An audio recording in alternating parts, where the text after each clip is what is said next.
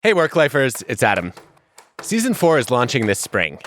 In the meantime, some exciting news. Each season, we've done a couple bonus episodes where I have a discussion or a debate with a thought leader. You asked for more of those, so we've delivered. This is a new series we're calling Taken for Granted. Get it? The gist? More unscripted conversations with fascinating people about rethinking things we've taken for granted.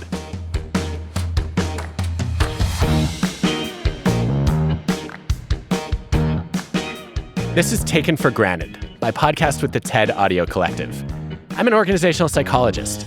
My job is to think again about how we work, lead, and live.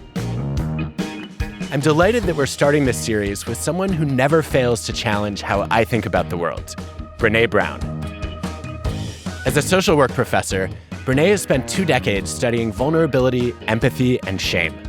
She's the host of 2 new podcasts, Unlocking Us and Dare to Lead. Her TED Talk is one of the most watched ever, with more than 50 million views. One of the big reasons it was such a sensation is that she models what vulnerability looks like. I'm going in, I'm going to figure this stuff out, I'm going to spend a year, I'm going to understand how vulnerability works, and I'm going to outsmart it. As you know, it's not going to turn out well. I've long been fascinated with the power of vulnerability and impressed with the power of Brené's insights. I'm excited to learn from her about the nuances of vulnerability at work, especially in places where it seems risky. I will say, from one introvert to another, I cannot stand small talk. I love conversations that go deep right away. And you are the queen of going deep and being vulnerable. So I feel like I have extra permission to do that here. I'm the queen of vulnerability, and I'm the assistant queen of boundaries. So we'll see. Let's go as deep as we can go, and then we'll see. So I guess the place I want to start, Brené, is to say that you have convinced millions and millions of people that vulnerability is not a sign of weakness. It can actually be a source of strength and of connection. And yet, so many people struggle to be vulnerable at work, and they decide to put on armor instead. And I wondered, just for starters, if you could talk a little bit about why people feel special pressure to put armor on at work and what kinds of armor they wear. Yeah. So I hope what the work does, and I hope what I do, is help people dispel the mythology about vulnerability. I think that's such an important place to start, that there's this idea that vulnerability is weakness. I think most of us were raised with that kind of ethos, like self-protect, be careful, don't put yourself out there. I mean, vulnerability is very simply defined as uncertainty, risk, and emotional exposure. It's the affect or emotion we feel in times of great uncertainty, risk, and when an emotional exposure just means I put myself out there. And so the first thing we have to do is dispel that notion. We're raised to believe it's important to be brave, but then we're taught not to be vulnerable. And there really, based on my research and our data, there just is no courage without vulnerability.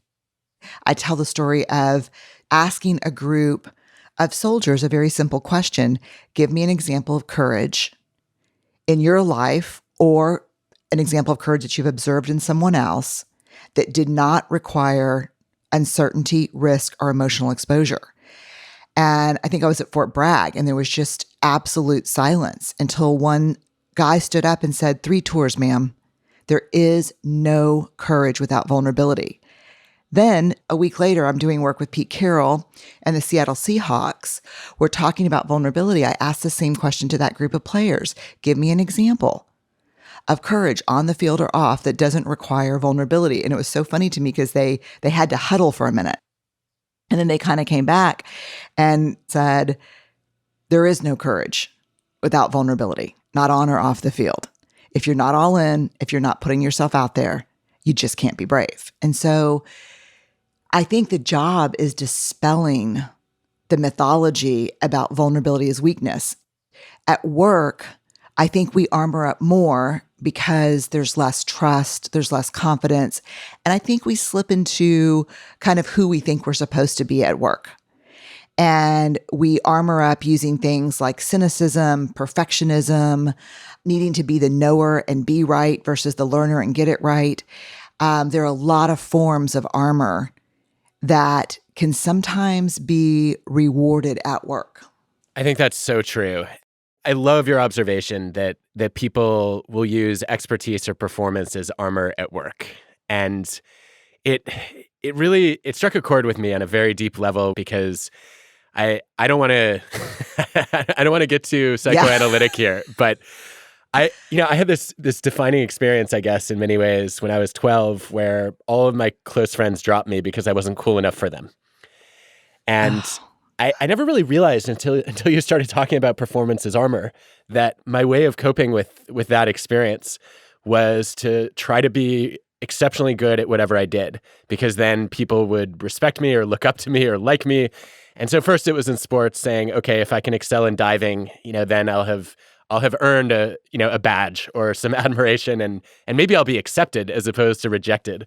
And then I got to college and started to redefine my identity around excellence in school, which was something that then got reinforced. And then over time, it felt like every single project I took on was one where I knew I could excel.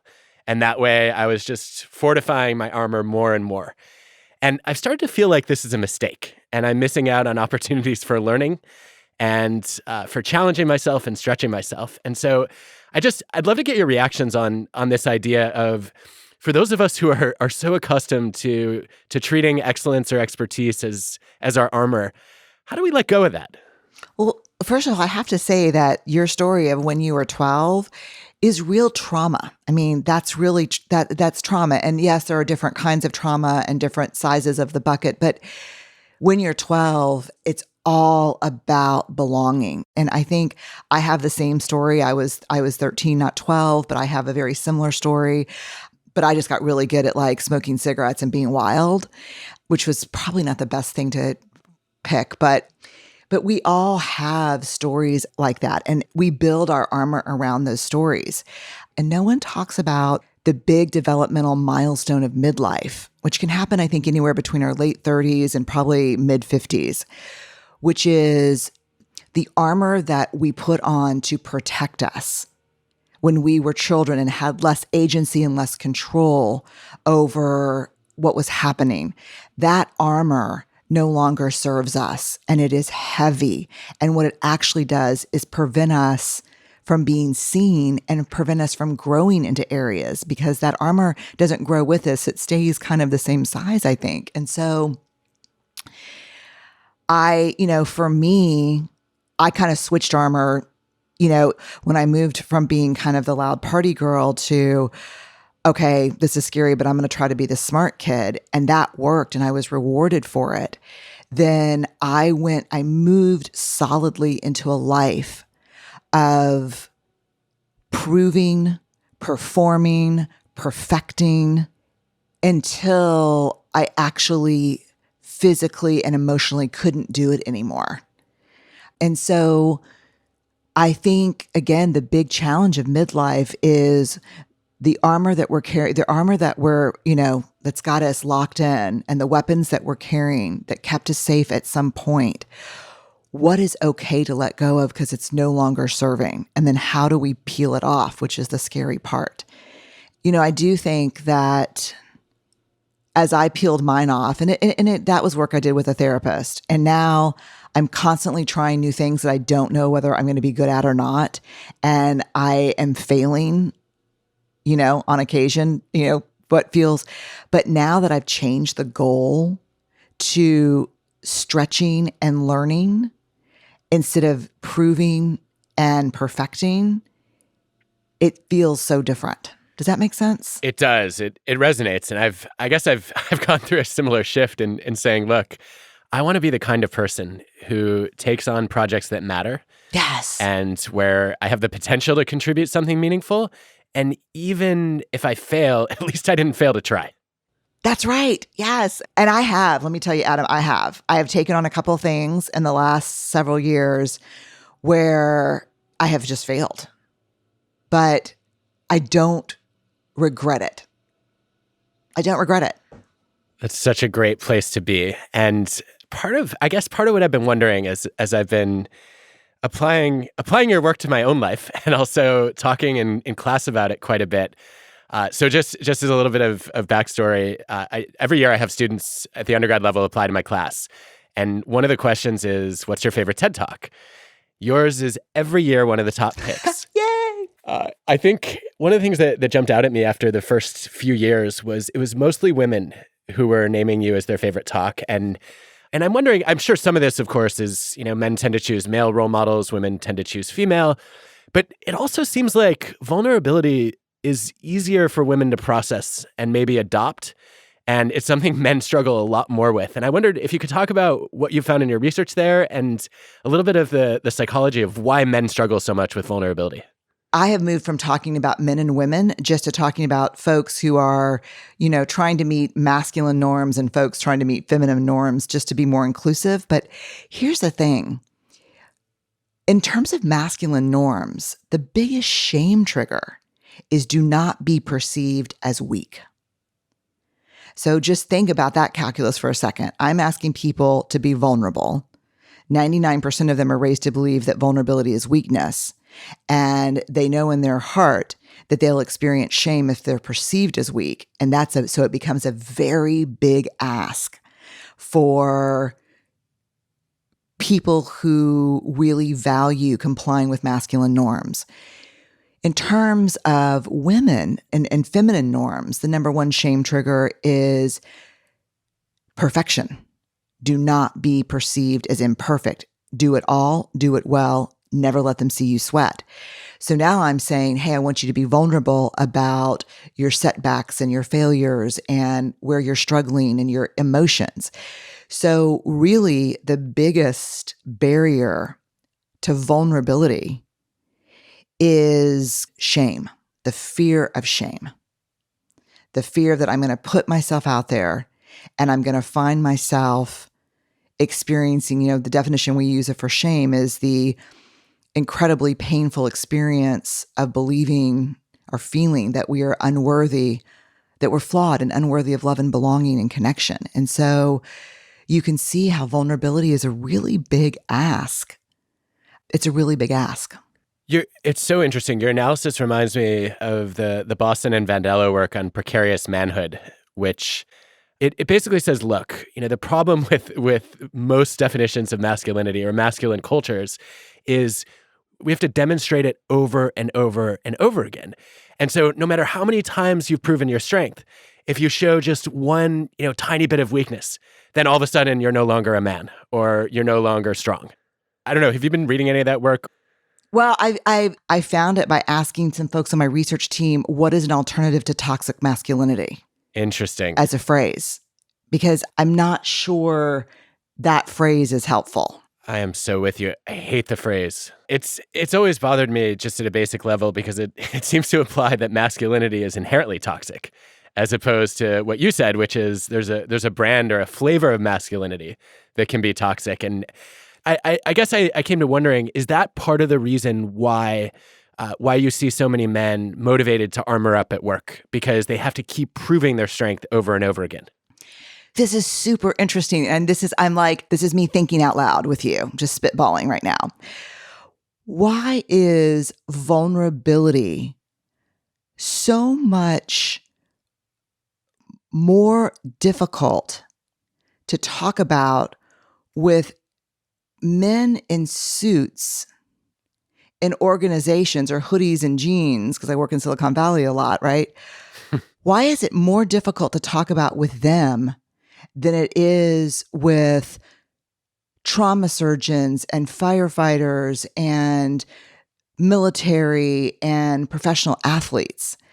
And I guess this hypothesis that's forming in my head right now, which, who knows if it's right or not, would be where masculinity is, where that kind of strength is seen every day on the pitch or on the football field or in their jobs.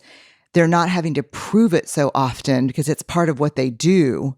Wow. That they're more open to those conversations. Do you know what I'm saying? That is so fascinating, right? So if I'm a firefighter, everybody knows I'm a badass. And so Yes. if I break down outside of a burning building into tears, I've established already that I'm tough and I can handle extreme crises and difficult situations. Whereas if I'm a software engineer in Silicon Valley or I'm a trader on Wall Street, I haven't been able to demonstrate my strength in the same way. Is that what you're getting at? Yeah, I mean, it's what I'm getting at because it's totally what I'm getting at because I'm thinking to this moment where I'm on an Air Force base talking to a general, doing a lot of work with, and these are like serious ass people. Like these are fighter pilot kind of folks, right? And before we got started, he and I are talking about the work, and I said, one of the things that's going to be really interesting is I want to talk about care and connection are irreducible needs when we lead, meaning we have to care for and be connected to the people we lead or we can't do it effectively. And up until that point, I had had so much pushback from people like, that's bullshit. I'm not here to like you. I'm here to lead you. And this general turned toward me and said, from the highest ranks of the Air Force, we believe you cannot lead people that you do not feel affection toward. Wow. Which I think takes care and connection another step. Affection's a bigger word, right? In my book. And I said, huh? And he goes, yeah, that's just common. If you cannot find a way to feel affection for people you lead, then we need to move them out of your direct report line. As you walk through some of these stories and examples, what seems to set apart the context where even tough masculine leaders appreciate the importance of vulnerability and affection is they're doing work with heavy emotional demands. Yes. Whereas I'm sure and I also know some very successful people in knowledge work who have managed to pull off a pretty extraordinary career without ever really having to take off the mask. And show what they're really feeling. And so is there something also built into the work, in addition to the fact that you get to prove your strength, that you can't hide from the emotions altogether?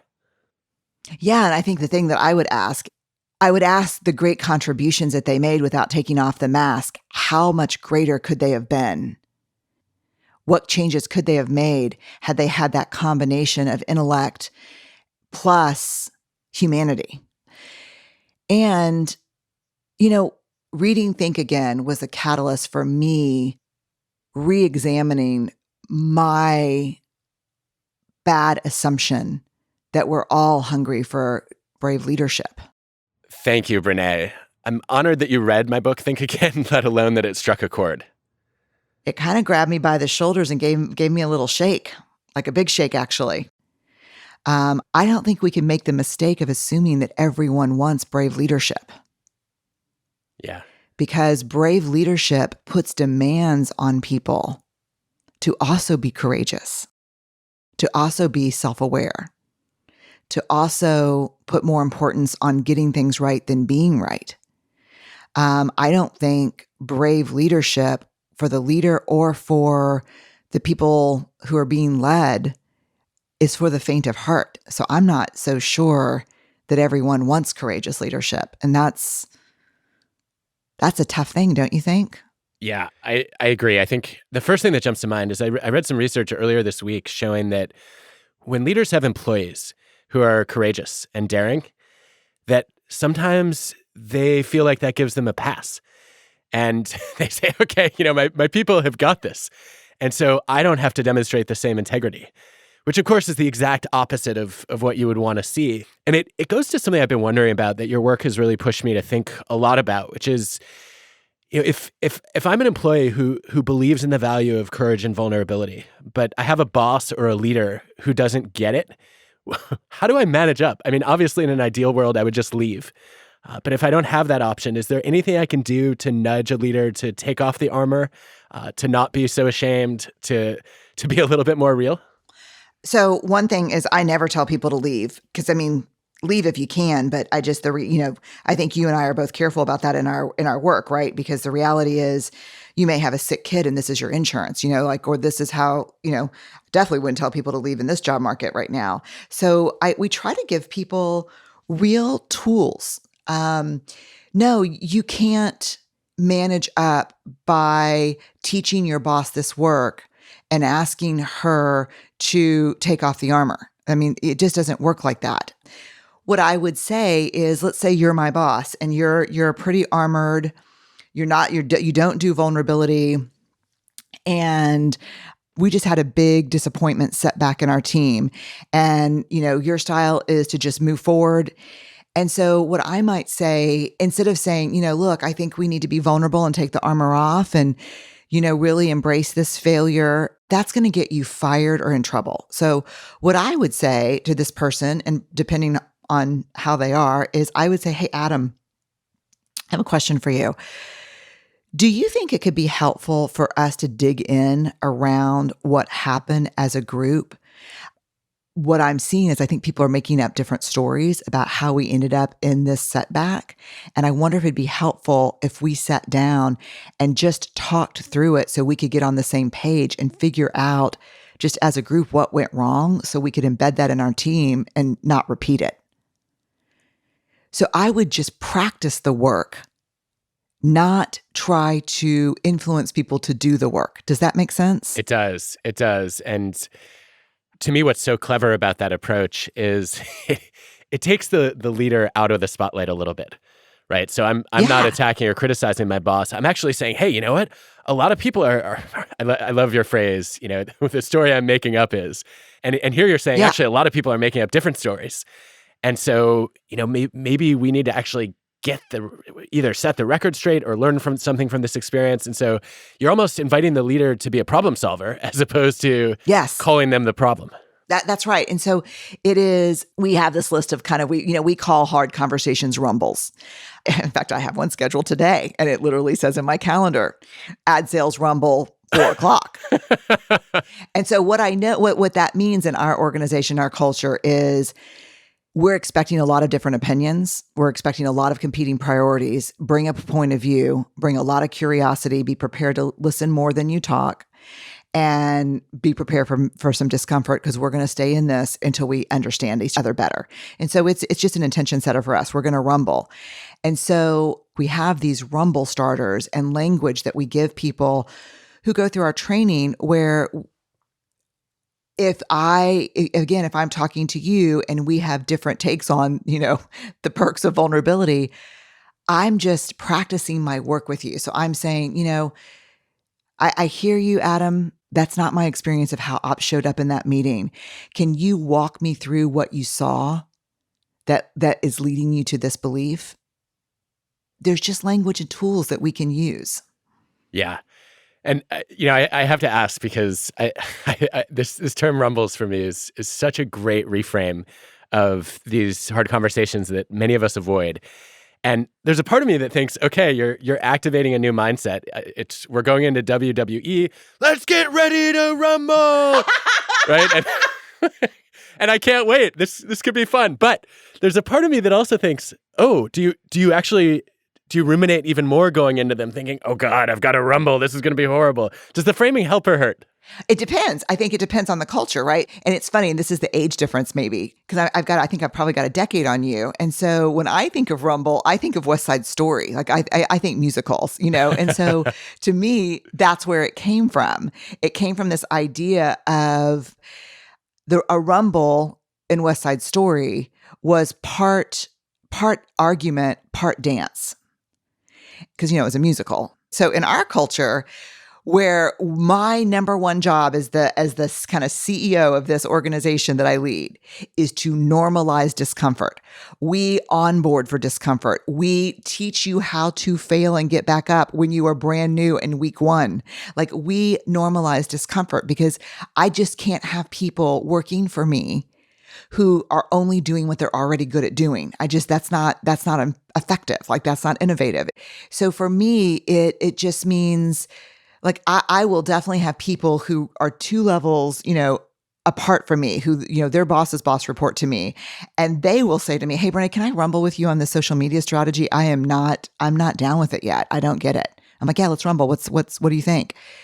And as you and I both know, one way to really measure embedded change in cultures, which is a hard thing to do, right, is language. Like language is a big indicator. And so I think you can't just start using the word rumble if it's not paired with a deeper culture change. I think that makes a lot of sense. And it leaves me wondering a little bit if actually wondering a lot. I'm just going to wonder. It doesn't matter how much I'm wondering. I love it. I love measuring culture change by looking at the vocabulary people use. I guess maybe this is a little bit of a chicken and the egg, but is it possible that the vocabulary you're introducing is creating the change, not just reflecting it? Yeah, I think language is praxis. It is the theory of change. It is the practice of change, all wrapped up into one thing. And, the greatest compliment that I get, people would come up after a talk and say, I already knew everything you said. I had no words for it, and I thought it was just me. And so that's the goal of the work, to give people language. Language is power. And here's the myth. Here's what I tell people. We think that giving language to hard emotions like shame or grief or our hard experiences gives those experiences or those emotions power. But giving language to hard things gives us power. Yeah. Yeah, that's You that's so true. When we can name an emotion, it at least allows us to analyze it or to reflect on it and to control it a little bit, because we realize we have choices about what we call it. And when I do something wrong, as you've pointed out so many times, I have a choice about whether I'm going to interpret what I'm feeling as shame, I'm a bad person, or guilt, I did a bad thing. That's right. You want to hear something crazy? Yes, always. Yes. Yeah, let me tell you something crazy. So we have communities of facilitators. And when we look at evaluations from that kind of deeply therapeutic work, where a facilitator will spend 12 weeks taking people through, Daring Greatly, Rising Strong curriculum. In the end, in the evaluation, what we see over and over again, understanding the difference between shame and guilt was the most important part of this work. Just understanding that there's a difference between shame, I am bad, and guilt, I did something bad. And that how we talk to ourselves or how we use shame or guilt to parent or lead has profoundly different outcomes, right? Just understanding that I can look at my child and say, you know what? You're a wonderful kid. That was a really stupid choice. And how different that is from you're a stupid kid. Yeah. Which changes who people are, Mm-hmm.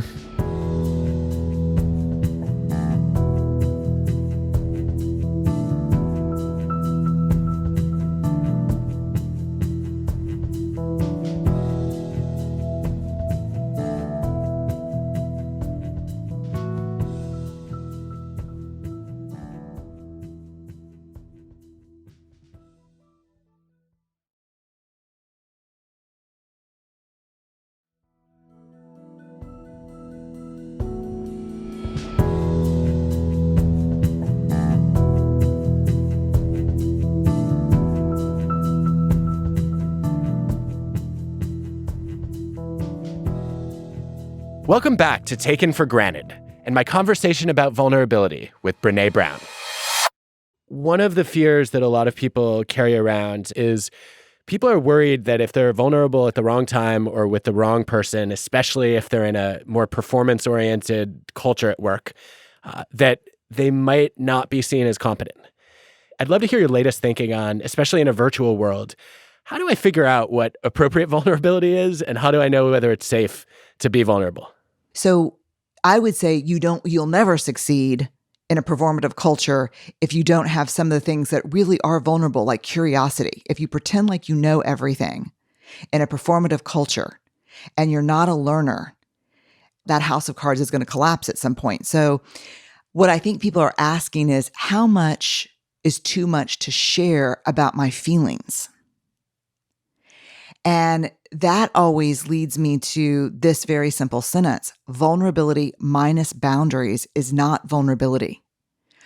Are you sharing your emotions, your experiences to move work, connection, a relationship forward? Or are you working your shit out with somebody? And work is not a place to do that.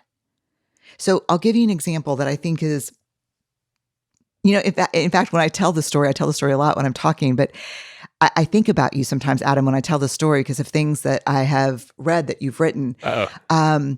No, it's good, I think, but this is a nuanced, life is nuanced, right? And so I was working with a group of newly funded CEOs from Silicon Valley. And after my talk, one of them came up to me and said, I'm going to be vulnerable. I'm going to tell my investors, I'm going to tell my employees, look, we're in over our head. I don't know what I'm doing and we're bleeding money. Oof. Right. And he said, I'm just going to be vulnerable. And I said, you must have stepped out to go to the bathroom or get a coffee during the part where I said vulnerability minus boundaries is not vulnerability. We always have to interrogate our intention around sharing, and we have to question who we're sharing with, and is that the right thing? And he's saying, so what do you think is going to happen? You don't think I should do it? I said, I think you'll never get funding again. And I think you will unfairly put the people who've probably left great jobs to follow you over here into a terrible position of fear. And he said, so I don't understand. And I said, if you are literally in over your head, you don't know what to do next, and you're bleeding money, you should absolutely share that with someone. But the question is, who is the appropriate person to tell? I so appreciate the nuance that you bring to this idea of vulnerability, to say, look, just because vulnerability helps to build trust doesn't mean you should share everything in all situations with all people. No. And I think that's such a common misconception about the idea. I guess it comes up a lot in discussions about authenticity too, that people think that okay, I'm trying to be authentic and that means I don't need to have a filter, or, I can defend my actions by saying I was just being myself. I'm like, well, you were just being a jerk. That's not okay. Yes, that's exactly right. Look, I know some of the most vulnerable and authentic leaders I have ever had the pleasure of working with. Truly authentic, truly vulnerable, personally disclose very little. And some of the leaders that I work with disclose everything are the least authentic and vulnerable people I've been around. Wait, okay, so this is totally fascinating. Hold on. Are you saying that I can no, I actually love this because I have been criticized on this before, and I think you just gave me a new way of thinking about this, which is you're saying I can be vulnerable without disclosing a ton about my emotions or my life. Yes. How? Yes. I think this is what I've been trying to do. I'll just give you the background in case it's helpful. I've gotten feedback from a bunch of people I work with that when there's something difficult going on in my life, I don't share much about it. And my fear has been that when people know that there's something difficult going on in my life and then I don't open up about it, they're going to think that I'm not being honest or authentic with them, or I'm lacking vulnerability. And you're saying there are ways that I can maintain my degree of privacy that I might opt for naturally and still be vulnerable. So I'm excited about this. Tell me more. This is what vulnerability can look like. Hey, I'm really struggling right now. I've got some stuff going on with my mom and it's hard. And I wanted y'all to know, and I want you to know what support looks like for me is I'll check in with you if I need something from you. And I may take some time off, but I want to know, for me, support looks like being able to share this with you and being able to bring it up with you when it's helpful for me, but not having to field a lot of questions for it. So I appreciate being able to tell you. I appreciate that we all will need different things when we have hard things going on in our lives. This is what I need right now. That is incredibly empowering. So let me tell you what people are actually worried about, Adam. When you've got someone who compartmentalizes in segments and when they know something really difficult is going on, they've got a parent in chemotherapy, or they've got, something's really hard's going on. They're concerned about you for sure, but what they're also concerned about is Brené does not give me permission to be human. I am not safe here unless I too compartmentalize and do not bring my whole self here. And what you're doing when you say what I just said, which is, I understand we all have different things and different needs.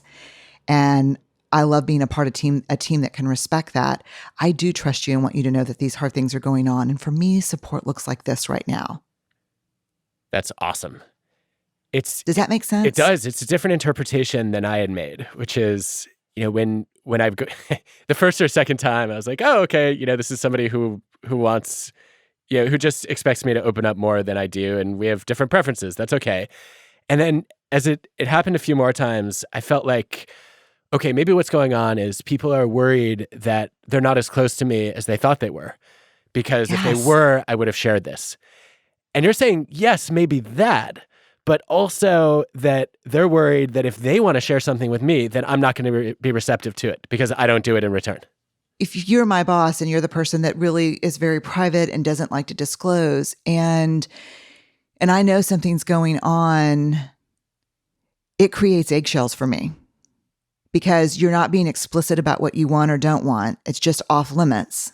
Yes. And if you said that to me, I would say, man, Adam, I really appreciate you normalizing that we have lives outside of work. And I really appreciate you normalizing that we all need different things when we're in a hard time.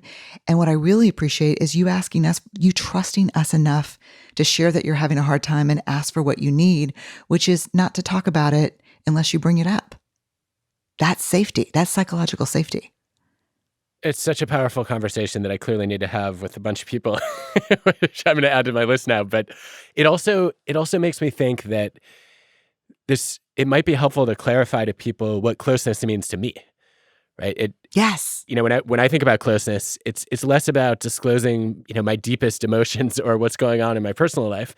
It's more about, number one, if I've made time for you, that means you matter to me. Full stop. Yes. And number two, and maybe more importantly, I do not see a connection between the frequency of communication and the depth of a friendship or a collaboration. And I feel like the people I'm closest to, I sometimes go a year or more without talking to them, and we can just pick right up where we left off. And I know that if I ever needed them, they would be there for me and vice versa. And I don't think I've actually let anyone know that. God, it's huge. It's so important. And that, you know what that is? That's authenticity. That's authenticity. Because let me tell you something, you sitting down with these folks that are concerned because you're not sharing enough and pushing yourself to share with them is actually not authenticity. That's assessing and acclimating to what you think people need. It's not being you. That's why this sentence, what does support look like for me? What does support look like for you? And that we can build a team, that we can have different needs because we see each other and respect each other. That's authenticity. It's nothing more, nothing less. So if I can quote you to you, I think... No, hell no. I'm going to do it. You said something really profound about this. You've said that, I think, tell me if I'm misapplying it here, but I think that another way of saying what you just said in your words is that if I were basically just sharing because people expected me to share, then I'm fitting in as opposed to belonging. That's right. And there's room for all of us. Like, I have pushed and pushed and pushed people to be more like at my level of sharing, which is kind of somewhere in the middle. Like, I have my own personal line. I'll share what's vulnerable, but I never share what's intimate. I'm really clear on all that. My kids are not in my posts. I'm not, I'm a public person, but that doesn't mean that I've forfeited everything in my life. And so what true belonging is, if you've got a team of 7 people that have 7 different ways of showing up and different levels of comfort with sharing, and that all of them feel like they have a space there, because what's not honored is a way of being. What's honored is actually authenticity. And that's what we're looking for. But let me tell you, that's a shit ton of work. And it's more work than saying authenticity is crying 3.5, which I've really had leaders come up to me and literally say, how many times do I have to cry in front of them to really be considered vulnerable? And I said, yeah, you don't get it. There's no hack here. There's no hardwiring here. It's about understanding and seeing people. Love that. Well, thank you. I've learned so much from your work. It's been eye-opening. It's been, at various points, uplifting and also a little bit arresting in the best ways. And it's been just a real treat and delight to have you on Work Life. God, thank you so much. I have to say, this is just one of my favorite conversations ever. So thank you for inviting me.